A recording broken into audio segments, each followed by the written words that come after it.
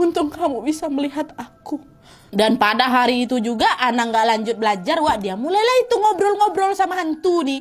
Mereka berbagi banyak cerita dan Ana pun juga jadi lebih mengenal dan mengetahui tentang latar belakang si ganteng itu. Dan dari obrolan itu akhirnya si Ana ini bisa tahu kalau hantu Belanda ganteng ini namanya Lukan.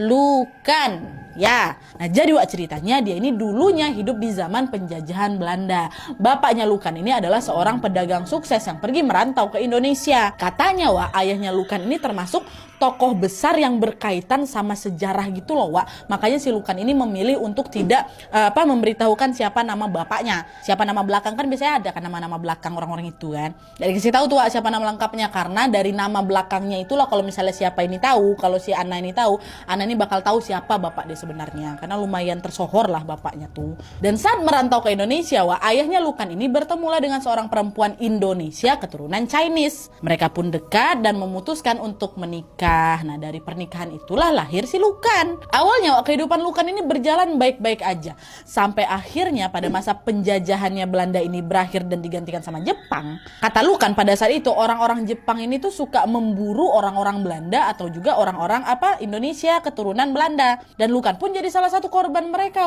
Dimana waktu itu umurnya si Lukan ini masih 18 tahun. Lukan ini diculik oleh tentara Jepang dan dia dibawa lah itu ke atas kapal. Dan pada saat itu Lukan ini nggak diculik sendirian dengan beberapa wanita-wanita Belanda juga. Dan mirisnya semua yang diculik itu dilecehkan sama penjajah Jepang. Nah sampailah pada suatu hari kakinya Lukan ini diikat menggunakan tali yang memang di ujungnya itu dikasih kayak batu berat kali gitu. Dan setelah itu Lukan pun langsung dibawa keluar kapal, langsung diceburkan ke laut. Akhirnya gara-gara itu Lukan pun meninggal dunia karena tenggelam. Nah ingat kalian tadi kan cerita pas si Ana ini masang poster poster K-pop. Kan Lukan langsung bilang kan enak ya zaman sekarang cowok cakep malah disukain sama perempuan. Nah itu pun ternyata ada kaitannya dengan masa lalunya si Lukan semasa hidup. Karena wajahnya Lukan ini ganteng kali, tampang-tampang bule kali. Lukan ini pun selalu kayak dikucilkan dan jadi sering kena bully, bukan jadi idola dulu tuh. Karena pada saat dia hidup dulu orang-orang ini pada nggak suka sama Belanda. Nah itulah kenapa akhirnya Lukan ini dibully, dibenci gitu kan. Dan bahkan katanya nih dia tuh pernah sampai dilecehkan sama sesama jenis biar kalian tahu.